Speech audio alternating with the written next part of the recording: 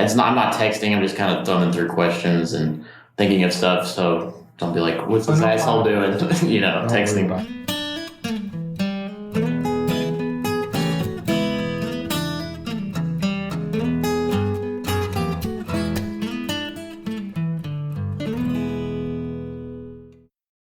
Always find what you love at Total Wine & More. With so many great bottles to choose from at the lowest price, it's easy to find your favorite Cabernet or a new single-barrel bourbon to try with some help from one of their friendly guides. And with every bottle comes the confidence of knowing you just found something amazing. With the lowest prices for over 30 years, find what you love and love what you find only at Total Wine & More. Curbside pickup and delivery available in most areas. Visit TotalWine.com to learn more. Spirits not sold in Virginia and North Carolina. Drink responsibly and be 21.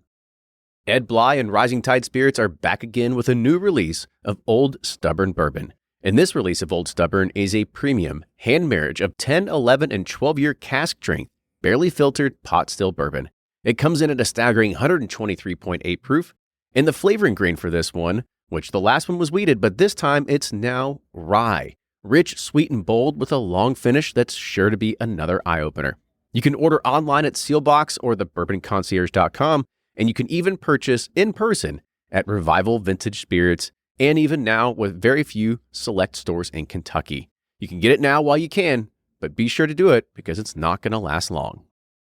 Play Whiskey Wednesday Round 11, the memory game. Until June 26, each week you could win one of our 12 incredible grand prizes. Select $2 at checkout. And if they match on drawing night, you'll win that bottle. Not a match? No worries. You still score a Weller 12-year. Every $5 ticket gives you 5 chances to win, including 4 weekly bonus prizes. Get your tickets now at give270.org. Charitable Gaming License ORG 0002703. Do you ever pour yourself a bourbon, swirl it around, and then start struggling to come up with tasting notes? And perhaps you're also looking for a good Father's Day gift idea. Well, you can now solve both with a kit from Knows Your Bourbon. And unlike other nosing kits on the market, Knows Your Bourbon kits feature real ingredients for the most authentic aromas. You can smell real Tahitian vanilla bean instead of some synthetic aroma that's just made from chemicals. So head on over to knowsyourbourbon.com. and enter code BP10 for 10% off your order. From their bar to yours, Chad and Sarah of the popular YouTube channel It's Bourbon Night bring you their favorite at-home old-fashioned mix with the new Elemental Elixir's Golden Hour Syrup. It's a custom-made syrup with notes of bold black tea, warm spices, and orange zest. All you need is your favorite whiskey and ice. No bitters needed. One bottle makes 16 drinks, so that's only $1 cocktail before you add your own whiskey. They can also be enjoyed in other cocktails or spirits, mocktails, coffee, tea, and anything you can think of. It's crafted locally in Lexington, Kentucky, and you can get your bottle now at whiskeyambitions.com.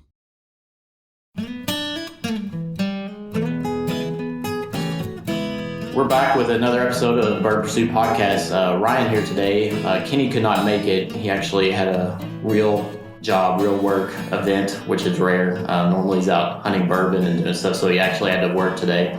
But really excited about today's show. It's post-election day.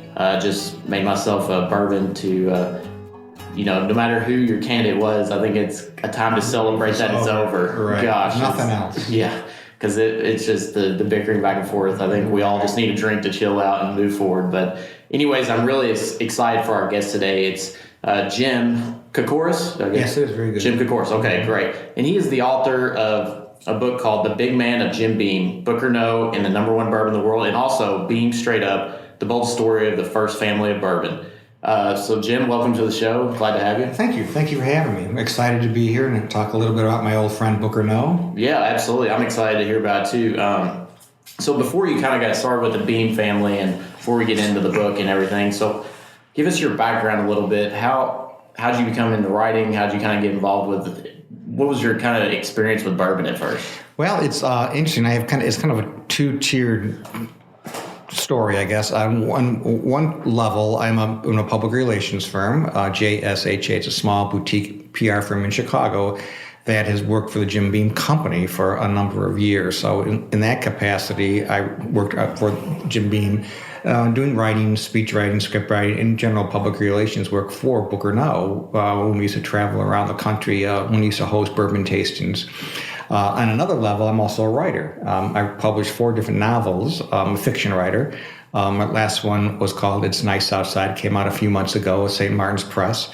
So I had this public relations bourbon experience and then this writing background. So when the Jim Beam Company, or Beam Suntory, wanted to write Booker Noe's biography of the legendary distiller, Jim Beam's grandson, I was probably a logical choice since I've had the experience to write, and I've also knew Booker through the PR effort, so it all kind of merged together. So did you kind of stumble upon meeting the Beam family, or did you all kind of seek each other out, or how did that work exactly? Well, we just won the business and the agency, and for years we just handled regional things that a public relations marketing firm would do for Jim Beam.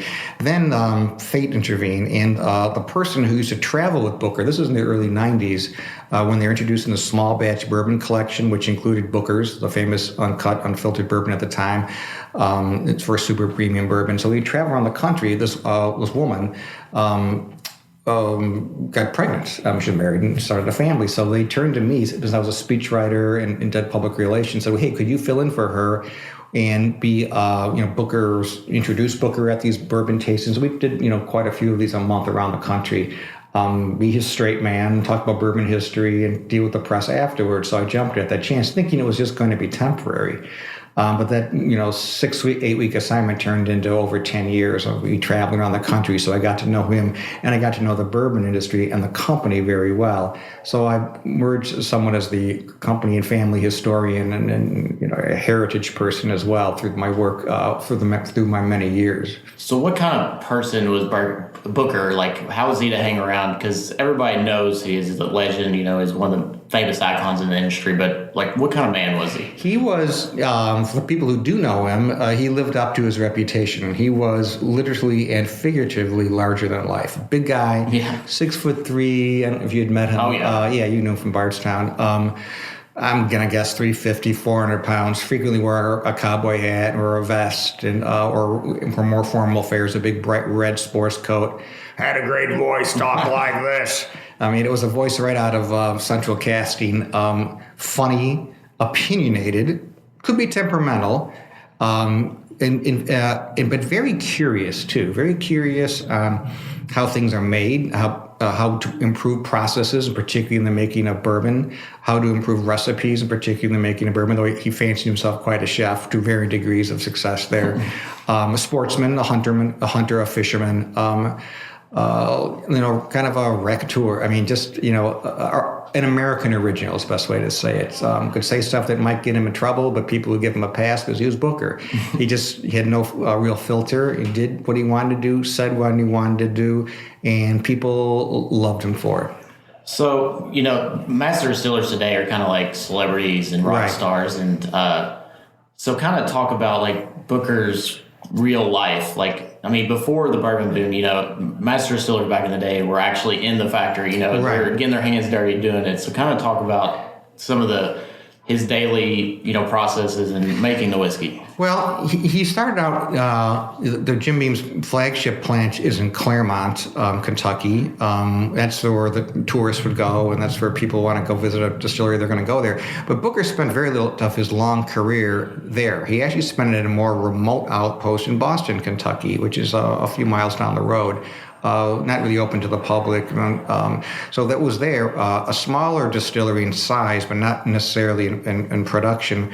It was there that he learned the craft. And there were times that he was the first to tell me sometimes it could be monotonous. I mean, he worked his way up. It wasn't like he was immediately became a master distiller. Who taught him? What do you know? His cousin, Carl Beam. Okay. Carl Beam was the master distiller of both distilleries, the Claremont plant and the Boston plant. Booker was hired kind of reluctantly by his cousin Carl, because Booker was kind of a hellraiser, and he had a brief college career at University of Alabama, University of Kentucky, where he briefly worked played football for Bear Bryant. He didn't work out too well, and he went to work for a lumberyard, and Carl, his cousin, was kind of encouraged to take Booker on. So they put him over in the remote outpost at the time, Boston plant, which Beam had recently purchased. It used to have been another old distillery. I think it was a Churchill Downs distillery.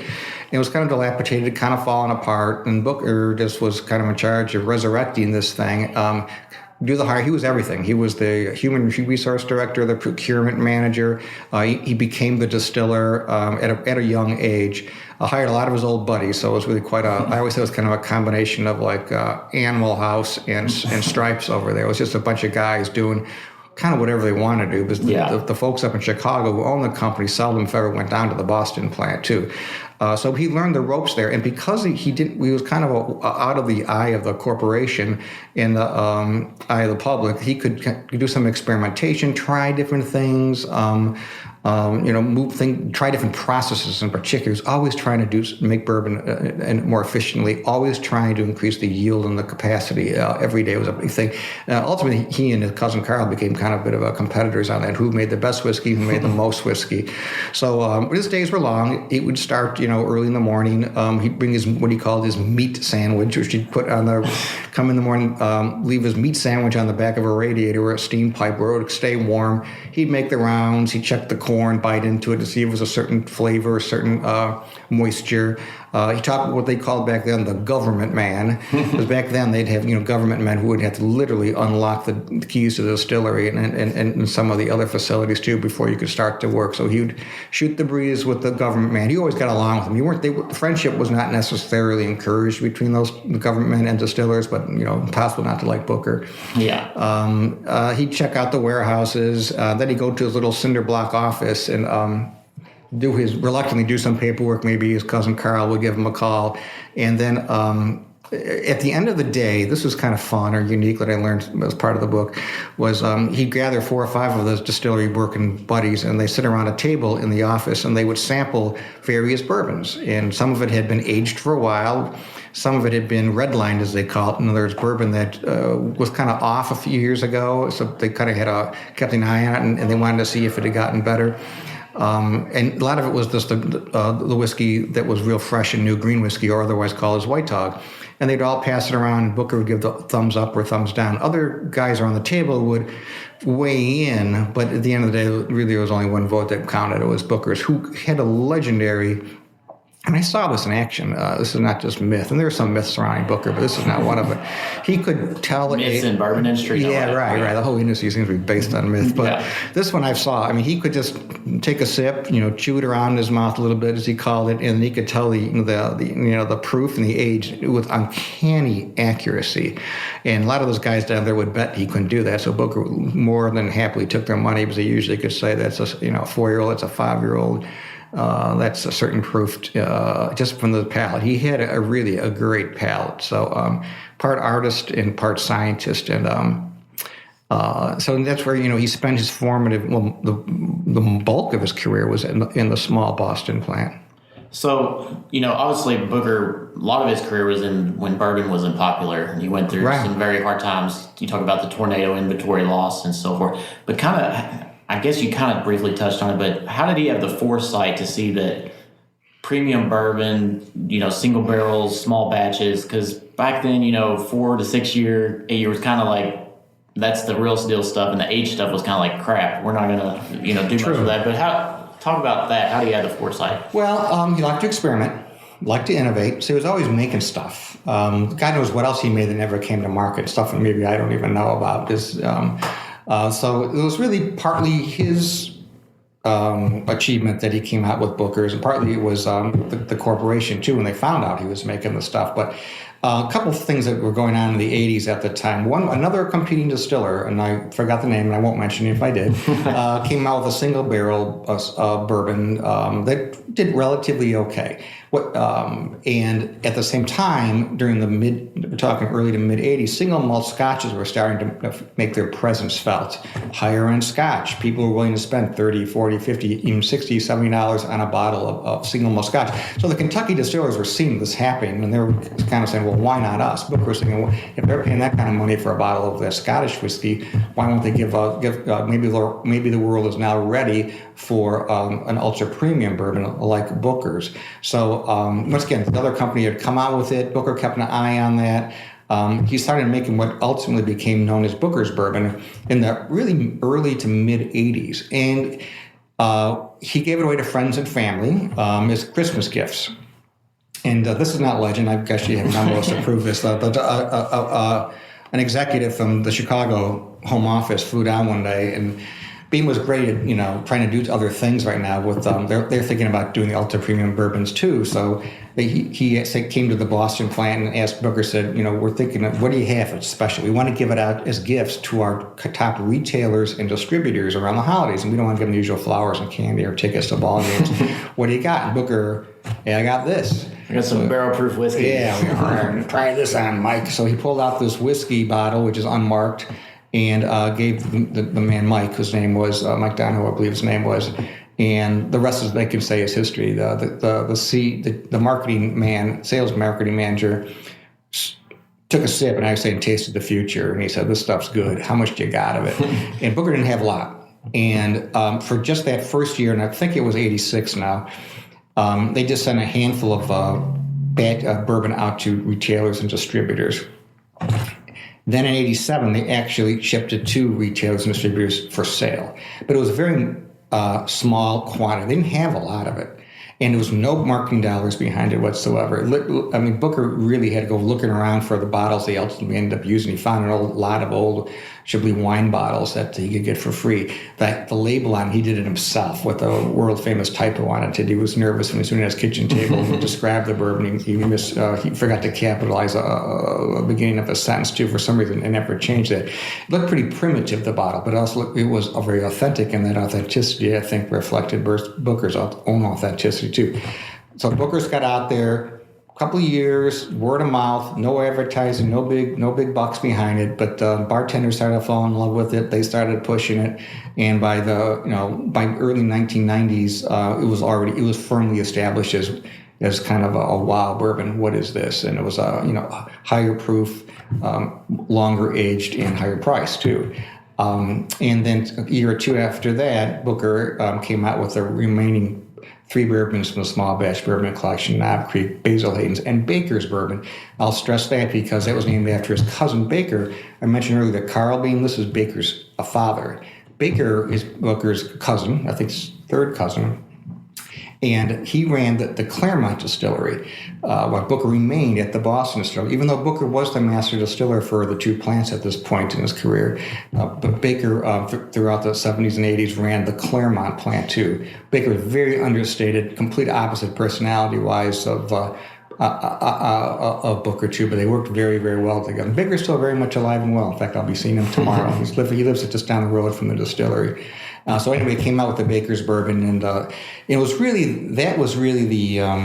We're talking about the current bourbon boom, which shows no signs of slowing. In fact, I read a story yesterday, some predictions it was going to continue for a decade still. But it can really trace its roots back to the 90s. It was when Small Batch came out. It was Booker who then, his products and his skill in making bourbon is coupled with his larger-than-life personality, really propelled those bourbons forward and put bourbon on the map. Also led to the rise of what we now call a celebrity master distiller. Right. So Booker retired from day-to-day operations, became distiller emeritus, and really hit the road promoting the bourbons around the world, and entered young Jim Kokoris. And that's when I was assigned to him, right when the bourbons were taking off. And we traveled around the country, and at first our conducting these small batch bourbons at beginning small crowds, 20, 30 people at various restaurants or hotels or even retail chains or bars. But by the end of our experience, with 300-400 people would come and wait for a half hour, 40 minutes for Booker's autograph. Never my autograph, but always Booker's autograph. And like, who's that guy? What's that? They were looking at you like, who's that guy? Who's that guy? You're out of the way. Yeah. Which is, obviously no one wanted. There's no reason to get my autograph. So, but we spent those 10 years on the road. I would say 3 or 4 nights a month, traveling to various cities, and we would conduct these tastings. Then, there'd be the big dinner at the key account where more tastings would take place, and everyone wanted a minute of Booker's time.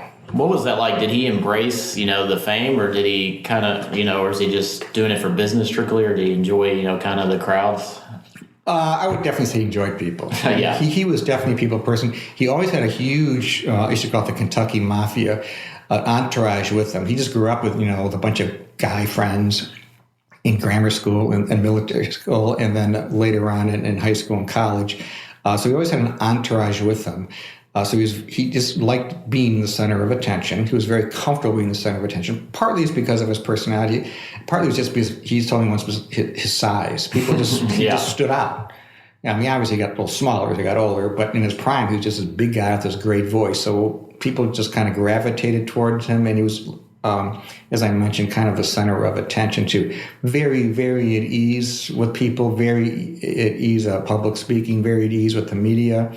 Never, ever regarded himself as anything special. I mean, he was, down to earth, humble guy. Never, ever developed any kind of ego to speak of, too. And he was, in his own way, a big time celebrity within his industry.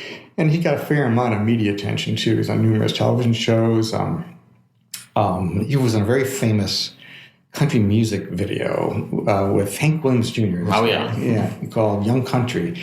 And Hank was a big Bourbon and Beam fan. Fred kind of made those introductions as song. I've heard there's been in Bardstown that Hank and like Kid Rock would come and play on their on their back porch or whatever. Yeah.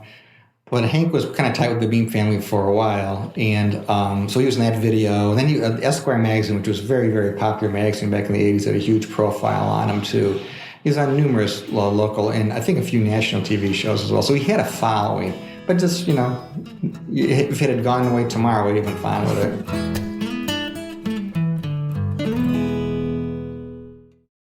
Shopify's already taken the cash register online, helping millions sell billions around the world.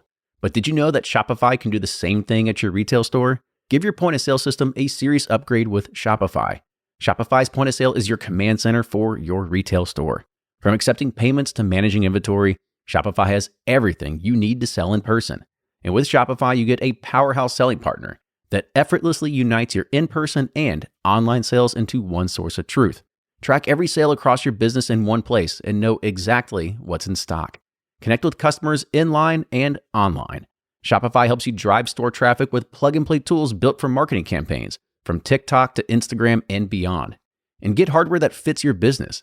Take payments by smartphone. Transform your tablet into a point-of-sale system or use Shopify's point-of-sale Go mobile device for a battle-tested solution. Plus, Shopify's award-winning 24/7 help is there to support your success every step of the way. Do retail right with Shopify.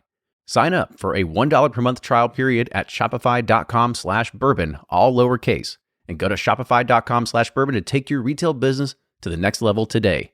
Shopify.com/bourbon. If you're anything like me, then you can't get enough about bourbon. And that's why I'm a subscriber to Bourbon Plus magazine. Bourbon Plus is a quarterly publication that tells the stories from the heart of bourbon, the farmers who grow the grain, the distillers who labor over the process, and the people like you and me who raise their glasses to celebrate it all. Subscribe to Bourbon Plus magazine today at bourbonplus.com, that's PLUS.com, and use code PURSUIT at checkout for $5 off your subscription.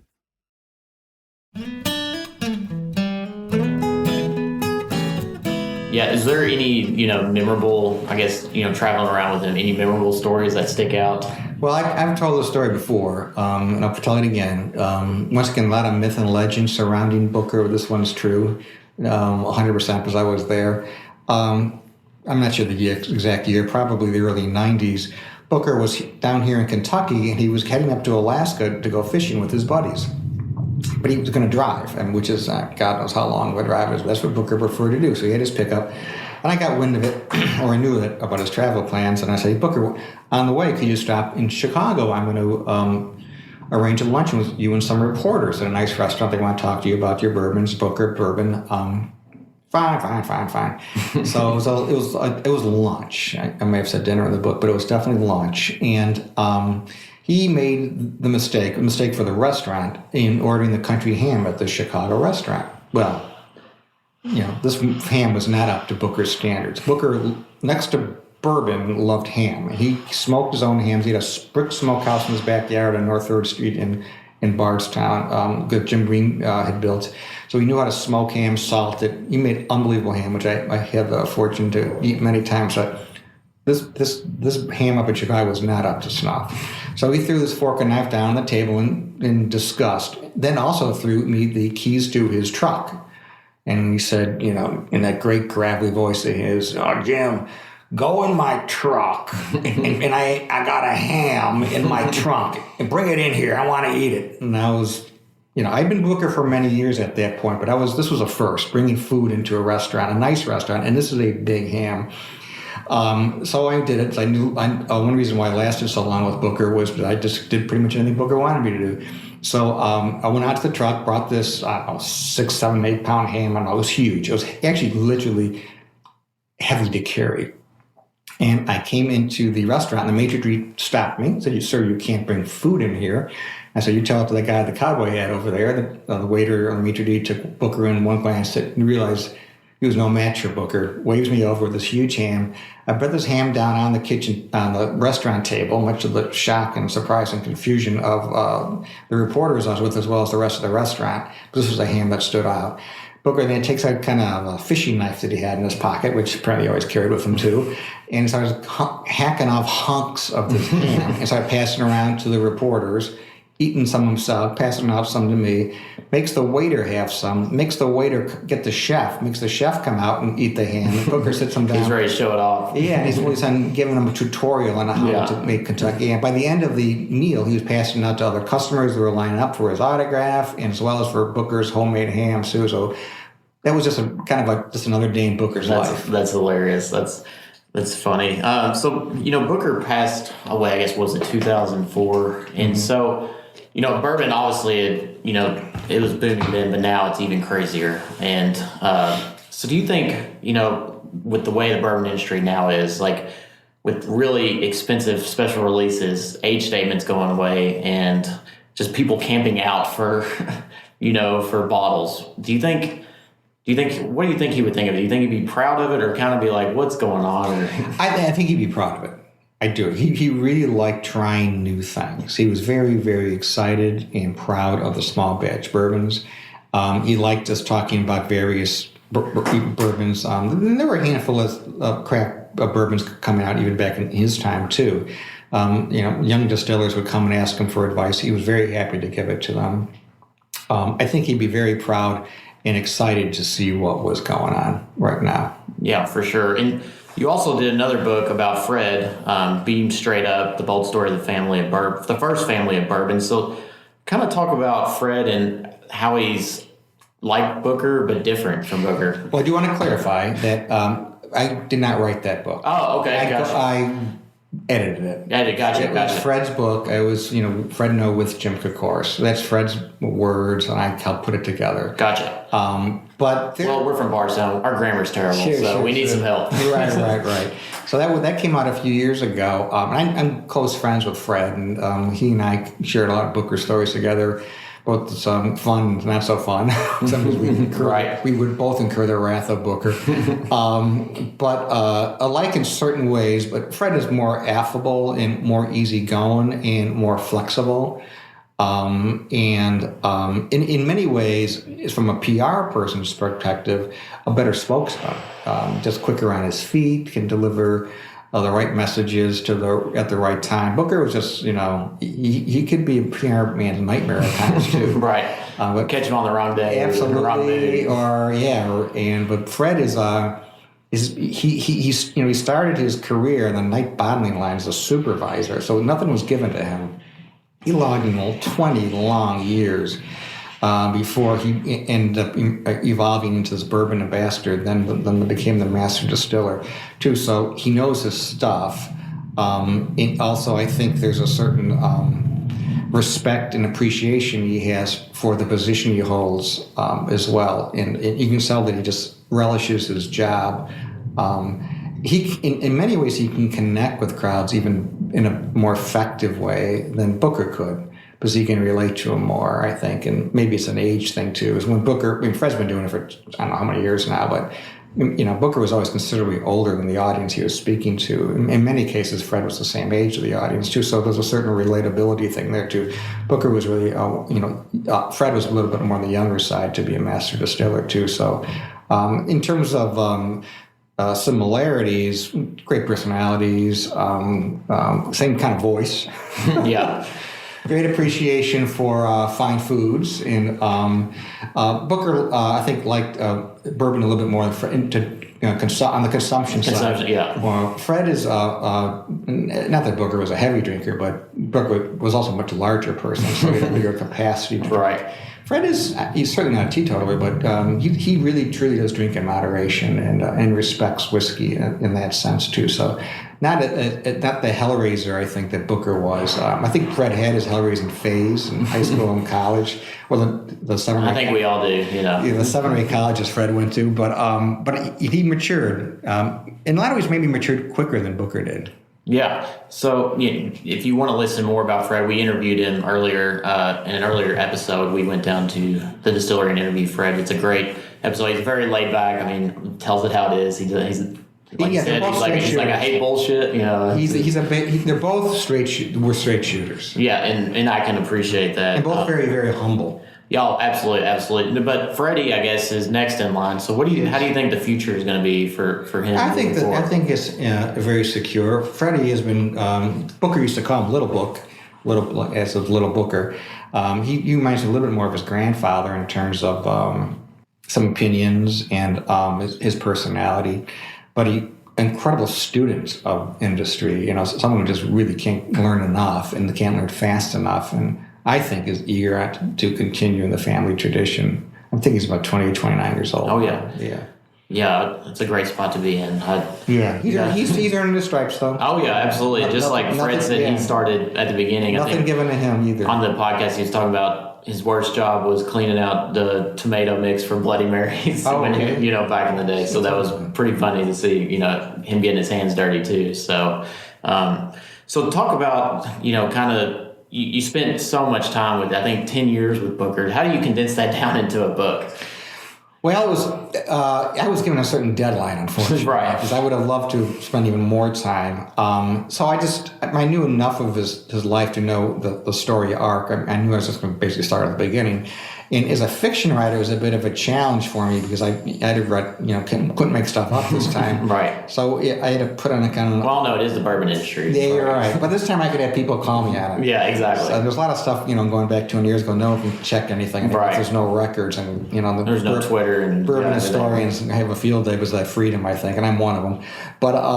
But people could double check me here. So I had family members looking over my shoulder, and I had older, former and current employees from the company looking over my shoulder. So I had to make sure everything was as accurate as I could, and that I would take no liberties. But I also really wanted to respect his life, and I knew that what I was putting in this book would be, because Booker being who he is, this book would serve as a reference for him and the company for years to come. So, and once I put it in this writing, it was just going to be there forever, and it would be used as a resource. I wanted to make sure it was as accurate as possible. So I started at the beginning. I went out to Springfield, Kentucky, and interviewed family members out there, and then just moved on from there. It's not easy to condense a 74-year-old man's life into, I'm sure, 250 pages, too. So I just focused on the highlights. And there were, if it had more time, it certainly would have been longer. But I just was, the publisher really wanted to get this out. So, and I'm very happy with it. I think I've been told it's a very entertaining, informative read too. So it was more of trying to decide what made sense to put in, and what I would maybe put in down the road in a sequel or something like that too. So. Absolutely. Well, so I really appreciate Jim taking time to come on the show and talk about Booker and Fred. They're definitely icons of the industry, and definitely people should get the book. So tell them where they can get the book. The holidays are coming up, so it's a great purchase. That and a bottle of Booker is what a stocking stuffer. Absolutely.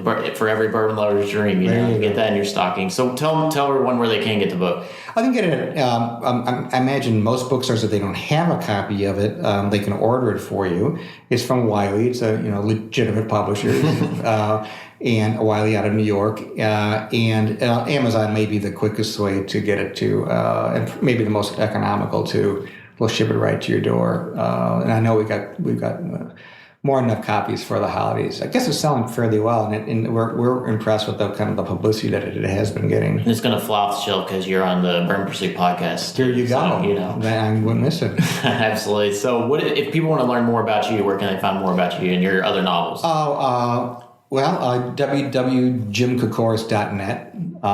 It's where you'll see my four fiction books, and as well as some more information about some of my other writings that I've done. I used to write for the Chicago Tribune Sunday magazine for years, and as well I wrote. I was an entertainment critic for the Tribune 100 years ago too. So I got some of those ancient pieces still on my website too. I'm starting to think of writing my next novel, and I haven't quite gotten around to writing it yet though. I'm still waiting to start mine as well. So, yeah. Well, I really appreciate you taking the time again. Have fun tonight at the event. And once again, you can find his book on Amazon. And perfect holiday stuffer. Go ahead. And if you're down here in Kentucky, both the Jim Beam American Stillhouse out in Claremont, and here right in downtown Louisville, the Jim Beam Bourbon Stillhouse just down the street here on 4th Street, should have copies as well. Awesome. Well, thanks again. And if you guys have any show suggestions, feedback, comments, we'd love to hear from you. Kenny, hopefully I didn't screw this up too much without you being here. He did a good job. Yeah, we fumbled through it. So I had to cut him off though after 4th drink. Yeah, a lot of booze to get me through this. But anyways, I appreciate you guys listening, and we'll see you next time.